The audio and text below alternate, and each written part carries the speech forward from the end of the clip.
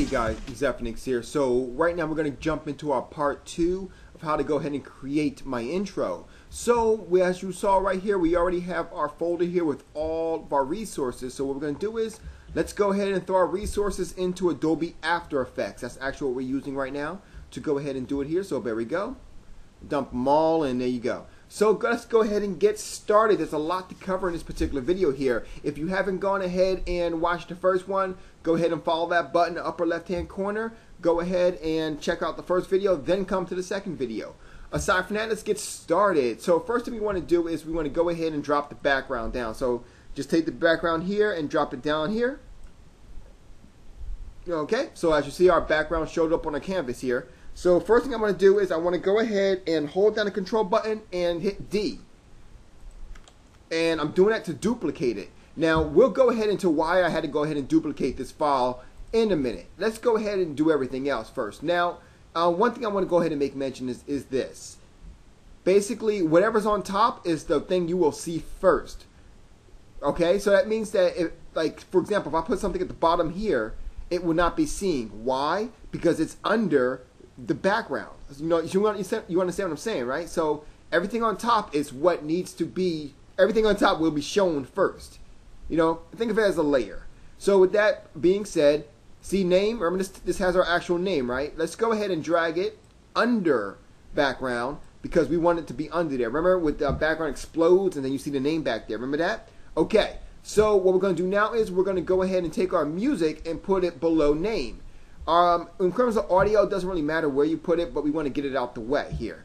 So now, when you're actually doing an intro, you're going to want to go ahead and kind of allow all the animation to coexist with the songs. But in this case, we're not really worried about doing it right now. We're just going ahead and showing you how to do the visual effects right now. So let's go ahead and do our first video, which is combat. So we're going to put combat on the very top. And there you go. So this is actually combat. Now before we do that, let's go ahead and look. As I go ahead and click on the current time indicator, hold down the button and move left and right, you'll see that the actual movie is still animated. So it's still good. So this is what we're going to do. First and foremost, we're going to go ahead and make this smaller. Now, you guys got to remember here, we're working on a different aspect right now, okay? We're working on optical illusions and artificial dimensions. Basically what that's going to do is it's going to kind of pretend like, how to put this, like if it's we're making some of the videos look like they're close to us and at the same time far from us, you know, but closer to the background. So how we do that is simply this. We go ahead first and create a the object at hand. In this case it's going to be this. Now what we need to do is, first of all, we need to make it come alive, and that's to create shadow. So in order to create shadow, what you want to do is this. First click on the actual file, then right click on the actual file, go to layer styles and go to drop shadow. What that's going to do is, if you look in the bottom right hand corner here, it allows us to go ahead and activate our options here. Now we're going to go ahead and click on drop shadow and go ahead and do a couple of things with our options. Now the good thing with this particular one is you don't have to do too much because this is actually going to be the small one. Remember, if it's far from you, it's going to look like it's small, and because there's a wall back there, it's going to go ahead and cast a shadow close to both the picture and the wall. So you don't want it to go too far. So what you want to do is this. Right where it says distance, I would say make it a little bit bigger. Enough where you can see the shadow, but not too much. So this is about right. Now that that's done, what we're going to do now is go ahead and close this down, and we're going to go ahead and place the object where we want to go ahead and start the movement.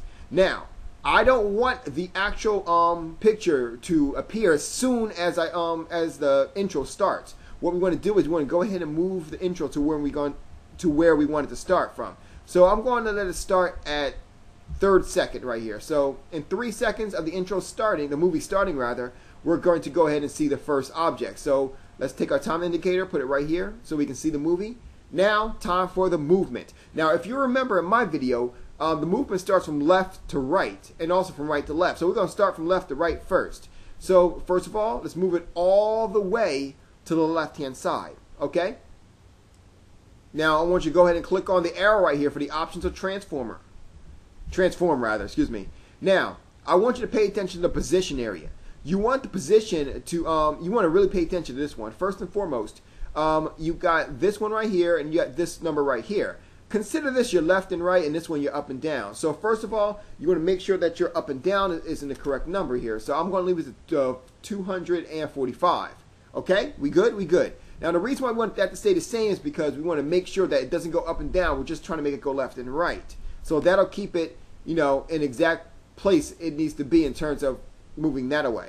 So without further ado, let's go ahead and tell the actual program that we want to go ahead and tell it to start moving the picture. Now how do we do that? Simple. We go ahead down here where this little stopwatch is and we click here.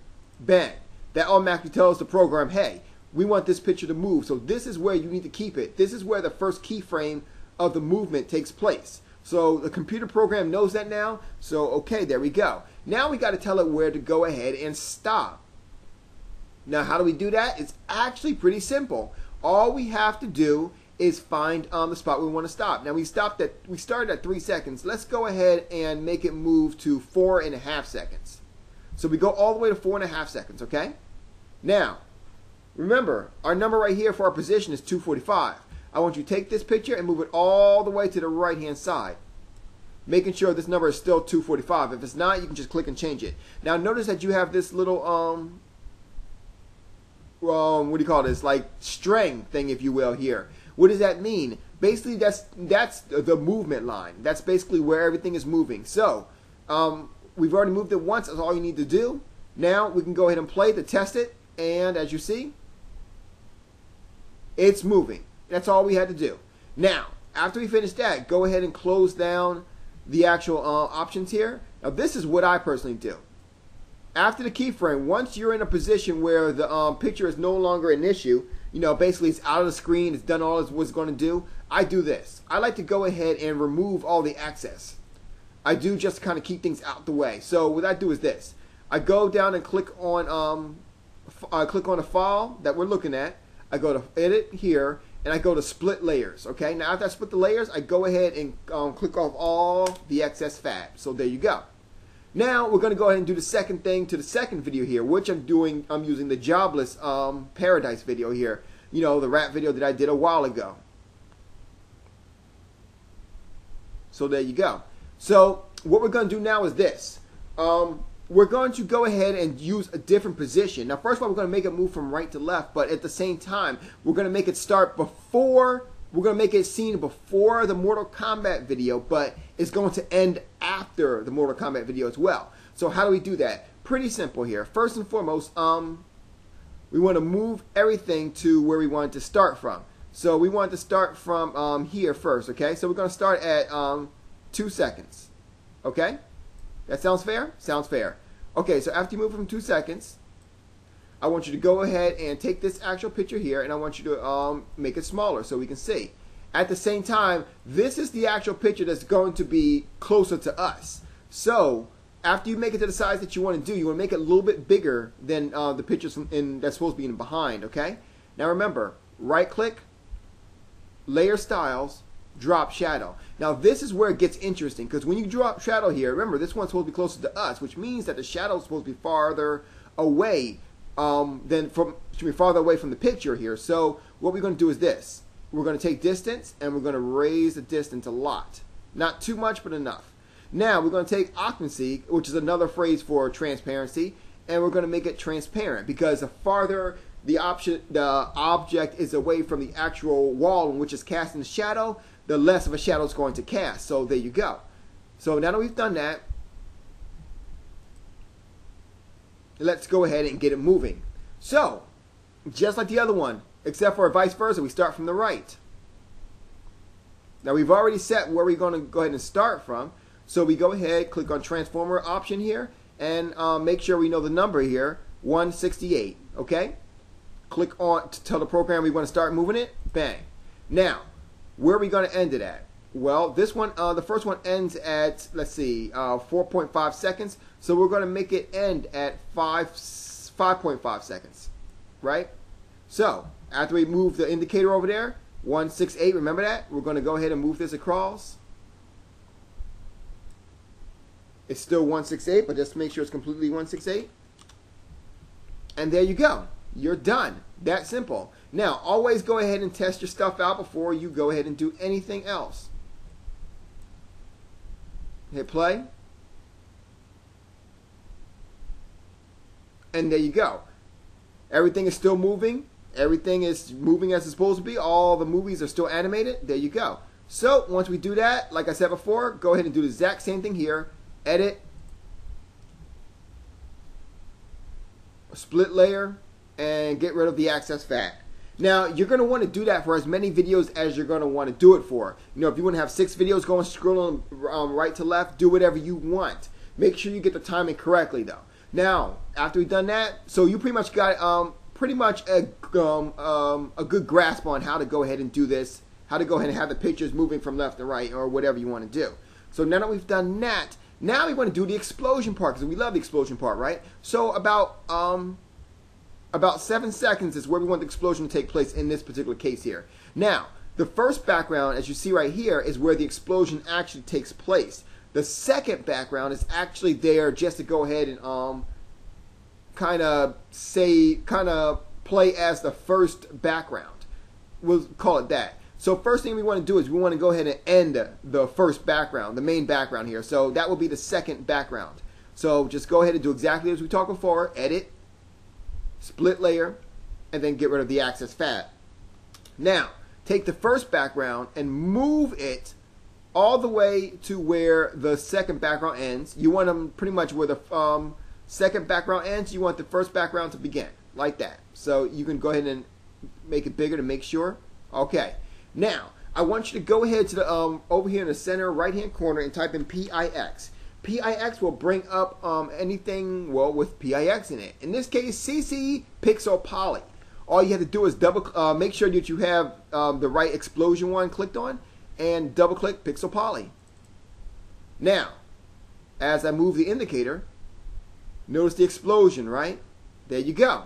Now, of course, you can go ahead and over here, the same way you did edit all the other options, arrow, edit, poly, pixel, and go ahead and do whatever you want. For example, you might want to put more force into the actual explosion, which will actually go ahead and trigger the explosion coming more out towards you.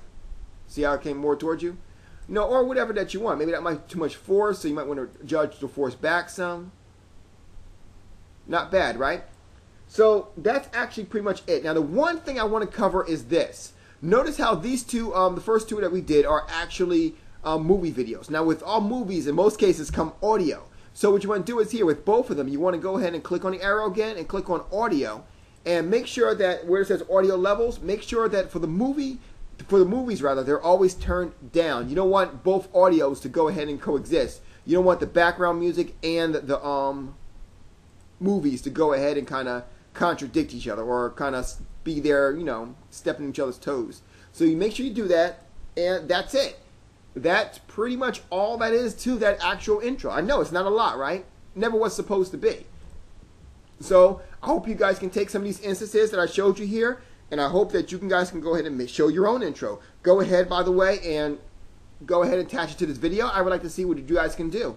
You guys have a good night. Zeph is out.